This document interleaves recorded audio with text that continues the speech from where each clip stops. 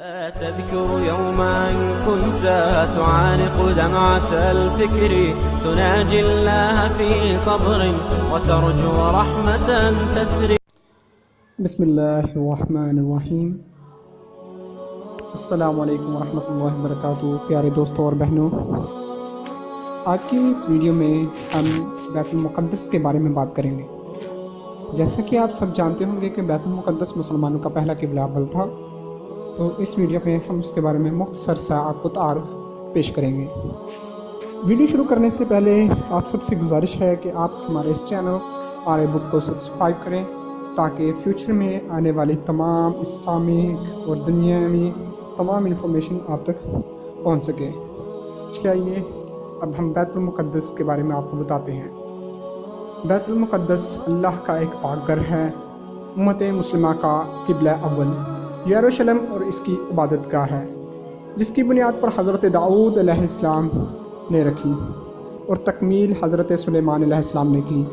عام طور پر شہر یروشلم کو بھی بیت المقدس ہی کہا جاتا ہے. یہ ان شہروں میں سے ایک ہے جنہیں نوع انسانی عزت و احترام کی نگاہ سے دیکھتی ہے، جس کا ذرہ ذرہ مقدس ہے. اکثر انبیاء اسی شہر میں مبعوث ہوئے. یہ شہر مسلمانوں، عیسائیوں اور یہودیوں کے لیے یکساں متبرک ہے.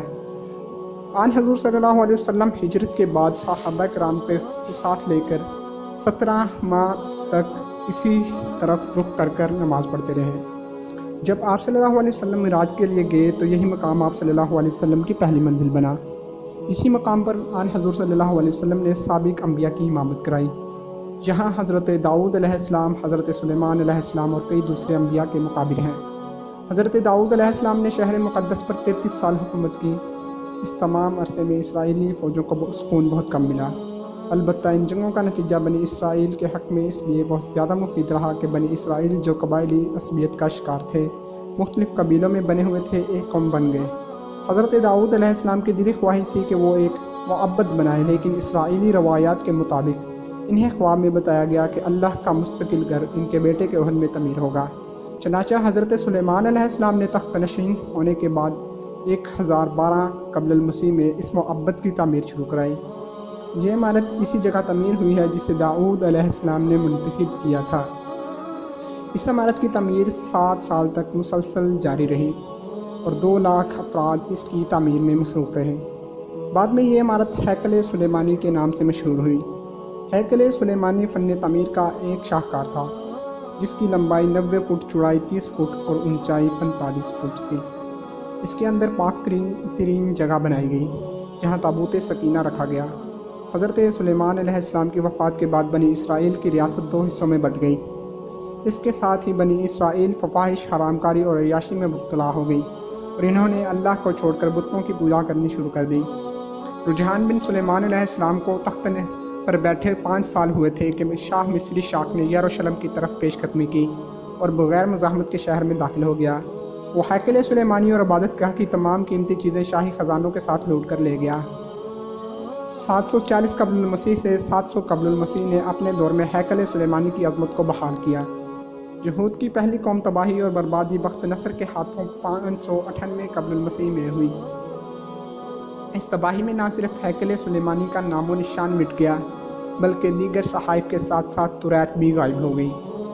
بخت نصر کے اس حملے کے بعد تابوت سکینہ ایسا غائب ہوا کہ آج تک اس کا سراغ نہیں لگایا جا سکا. 539 قبل المسیح میں ایران کے پہلے کسری نے بابل کو فتح کیا تو اس نے یہودیوں کو اپنے وطن واپس جانے کی اجازت دی. چنانچہ جب یہودی یروشلم واپس آئے تو انہوں نے یشوع بن یو صدیق اور زرد باطل بن سالتی ایل کی قیادت میں ہیکل سلیمانی کی تعمیر دوبارہ شروع کی. 516 قبل المسیح میں یہ تعمیر مکمل ہوئی. 63 قبل المسیح میں رومی جنرل کو مسپائی کا محاصرہ کر کے ہیکل کو دوبارہ تباہ کر دیا. لیکن ہیرود الاعظم کے دور میں، جو رومی شہنشاہ کے باجگزار کی حیثیت سے یہاں کا بادشاہ بنا، بیت المقدس میں نے دوبارہ سلیمان علیہ السلام کے عہد کی عظمت حاصل کر لی. اس بادشاہ نے ہیکل سلیمانی کو عصر نو عظمت بخشی. بقول کیپٹن وارن ہیرود کے وسیع کردہ ہیکل کا رقبہ تقریباً 1000 فٹ تھا اور شان و شوکت میں سلیمان علیہ السلام کے تعمیر کردہ हैकल से किसी तरह हैकल कम ना था। 70 ईस्वी में जब रूमी शहंशाह तेतस शहर में दाखिल हुआ और रूमी सिपाही यहूदियों का ताक़ब करते हुए हैकल के अंदरूनी सहन में दाखिल हुए तो एक यहूदी ने जलती हुई मशल हैकल के अंदर फेंक दी, जिससे हैकल में आग भड़क उठी और ये जल कर राख हो गया। इस मरतबा हैकल की तबाही खुद यहूदियों के हाथों हुई। 135 ईस्वी में जब दोबारा मुअब्बद यानी कि हैकल तैयार हुआ तो रूमियों ने इसे गिराकर इसकी जगह हल चला दिए। 136 ईस्वी में रूमी शहंशाह हैड्रियन ने इसे दोबारा आबाद किया और शहर का नाम पहले ईलिया और फिर कैसी ट्रोलिना करार दिया।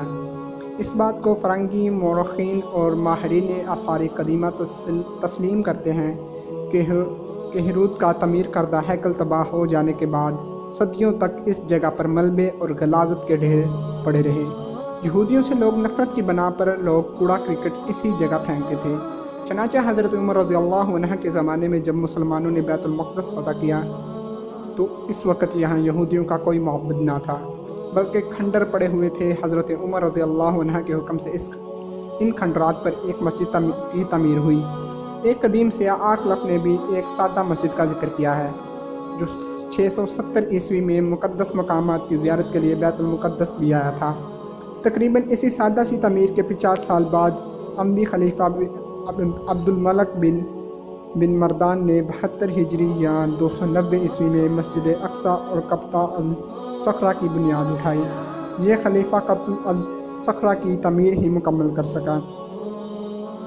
मस्जिद अक्सा की तमीर का काम जो अधूरा रह गया था वलीद बिन अब्दुल मलिक ने मुकम्मल कराया। वो मुक़द्दस मकामात जिनकी बदौलत ये मुक़द्दस शहर मुसलमानों, ईसाइयों और यहूदियों की अक़ीदतों का मरकज़ है, अक्सर व बेशतर शहर की मशरिक़ पहाड़ी पर एक अहाता में है, जिसको मुसलमान हरम शरीफ और यहूदी बैतुल हम के नाम से पुकारते हैं। ये बैतुल मुक़द्दस का मुक़द्दस तरीन हिस्सा है। डॉक्टर बर्कले के बयान के मुताबिक हरम शरीफ 35 एकड़ पर मुश्तमिल है। मस्जिद अक्सा और कब्तुल सखरा इसी हरम में है। हरम में जगह जगह बुलंद मकामात हैं जिन्हें मुसलमान मेहराब कहते हैं और इनके सामने नवाफिल अदा करते हैं। हरम शरीफ में 4 हौज़े वज़ू के लिए और 5 मिंबर अज़ीम के लिए हैं। मस्तूरात के लिए 3 मकसूद हैं। अंदरूनी और बैरूनी दरवाज़ों की तादाद 50 है। 1967 में मौलाना शेर अली ने हरफ शरीफ का तोल 1200 गज़, अर्ज़ 660 गज़ और दरवाज़े 14 बताए हैं। अहाता हरम के अंदर जो ज़ियारतें हैं और इनमें मस्जिद अक्सा और कब्तुल सखरा के अलावा और भी इमारत मौजूद हैं। दोस्तों, अगर आपको हमारी इस वीडियो से कुछ इन्फॉर्मेशन हासिल हुई है तो प्लीज़ इसे अपने दोस्तों के साथ भी शेयर करें ताकि वो भी इन्फॉर्मेशन हासिल कर सकें। और बराह मेहरबानी आप हमारे इस चैनल को सब्सक्राइब कर दीजिए ताकि आप मज़ीद इन्फॉर्मेशन हासिल कर सकें। अस्सलामु अलैकुम वरहमतुल्लाहि वबरकातुहू।